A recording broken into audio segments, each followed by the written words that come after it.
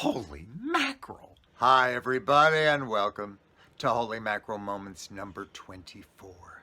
Happy holidays. And Ethel Merman.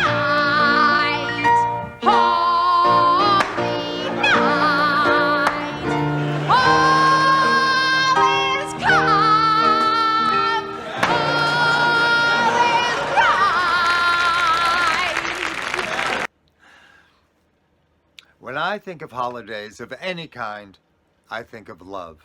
Because I think all holidays, when you boil it down, are about love in some form, fashion, way, or other. And when I hear stories about love coming from the other side to us, I get thrilled. And this amazing true story about love coming from there to here is what I would officially call a Lollapalooza. Robert and Janet were high school sweethearts, and on graduation day, when he signed her yearbook, it looked like this. She said, "I don't understand." He said, "Look, it's I, all of you, forever. I love you forever." She said, "Oh, Robert." They got married. They had a son, Jeremy, who was the apple of Robert's eye. In fact, one day Janet walked in and saw Robert holding their baby in his arms with tears in his eyes. She said, "Honey, what's wrong?" He said, "Nothing. I just want you to know that I will always take care of you and Jeremy, no matter what." She said, "I already knew that, silly." Robert worked in a lumber yard, but his dream was to become a commercial artist. So he took night classes at a community college, and his teacher named Jack was very encouraging and said, "You can't find a commercial art job here in our Midwestern town, but you're good, Robert. I think you should get a portfolio together and fly to New York and interview some advertising agencies. I think you could get a job." So he did. And invariably, the people he interviewed with would look at his portfolio and say, "You were really good. We would hire you if we had an opening, but we don't have any openings right now, but please keep in touch." So he did. He persevered. He even invested in a drafting table so he could do his drawings really well. And one night, first night he was using his table, he heard, and he looked. There was little Jeremy, who's now a toddler, dragging in his plastic table right next to his dad's, gets out his crayons and paper and starts drawing next to his father. And when Janet walked in on that scene of father and son side by side, she thought it was one of the sweetest things she'd ever seen. One day, Robert got a letter. It was from a company he had interviewed with weeks before and said, "We enjoyed meeting you. We have an opening. Could we meet with you again at your earliest convenience?" This might be it. He flew to New York. It was Jeremy's 5th birthday. He had the meeting. At the end of the meeting, the boss said, "Welcome aboard." Robert ran to the phone. "I got it. I got the job. We're moving to New York. Save some birthday cake for me. I'll be home in a few hours." He hung up. He took a taxi to the airport. He landed. He got into his car. He's driving home. He's in an intersection. His light is green. Another car coming the other way ran their red light and poof! Crashed into Robert's car at 50 miles an hour, and Robert Gentry died instantly. Well, as you can imagine, Janet was devastated, in shock. Jeremy was in distress. When's Daddy coming home? Robert hadn't left any money, so she moved in with her father. But he was on a fixed income, and she knew he would have a hard time supporting her and her son. And she said, "Dad, I want to get a job. I just can't stop crying." He said, "I know. Just stay as long as you need to, honey. I'm here for you. Don't worry about it." But she was worried. She was in enormous grief and enormous stress. And one night she was in the kitchen of her father at the table with her calculator and her checkbook, trying to crunch the numbers and make sense of her finances, and she realized it was worse than she thought, and she might have to give up her car.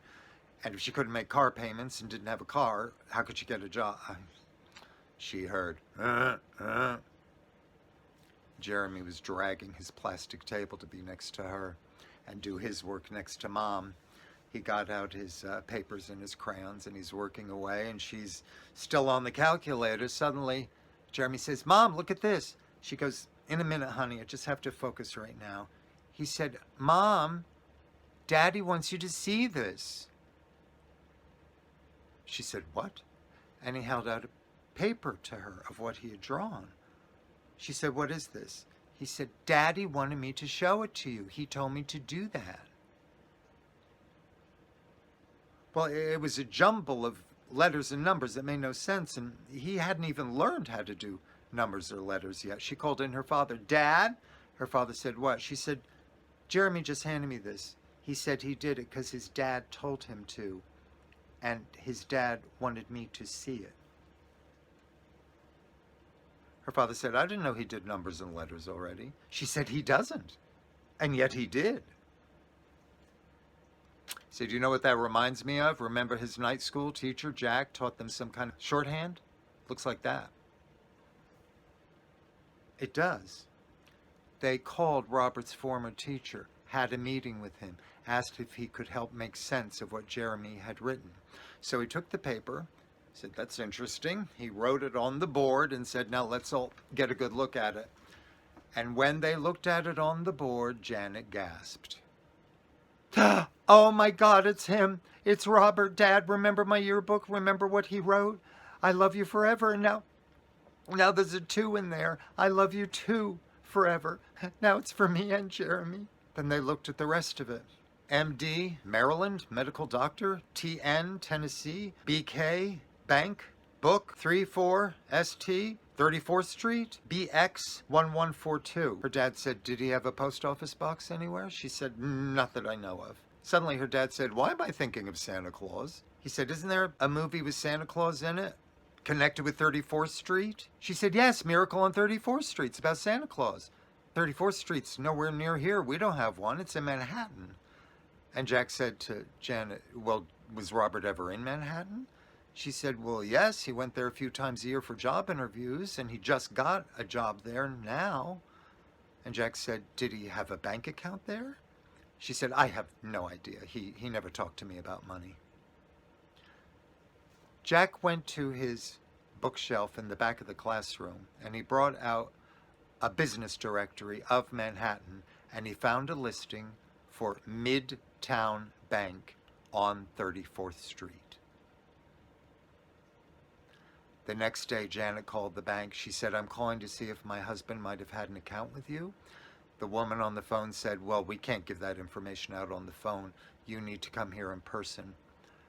Her dad said, "I will borrow the money to at least fund a one-way trip to New York. You got to figure this out." So she flew to New York and went to that bank. She had her documents, their marriage certificate and Robert's death certificate, and the woman at the bank cleared it, brought out paperwork. Janet recognized Robert's signature on the papers immediately. And then the woman said, "Unfortunately, the accounts he had with us are zero balance. There's no money in them. But of course, you are entitled to the contents of his safe deposit box, box number 1142. She was led to the box. On the very top was an envelope with about $900 cash in it. She thought, "Okay, good. Well, this will pay for my trip home and a little extra." She went through the documents beneath the envelope. She was about to close the lid, but at the very bottom there was a paper she had a feeling she should check out. So she took it out, unfolded it. It was a life insurance policy for her in the amount of $100,000. And then she saw in boldface print, "double indemnity." And it explained that if the deceased died by accident, the total number is automatically doubled. $200,000. She remembered that moment. Robert said, "I just want you to know I will always take care of you and Jeremy, no matter what." That man kept his word. True story. Here's to the love. Holy mackerel. Happy holidays.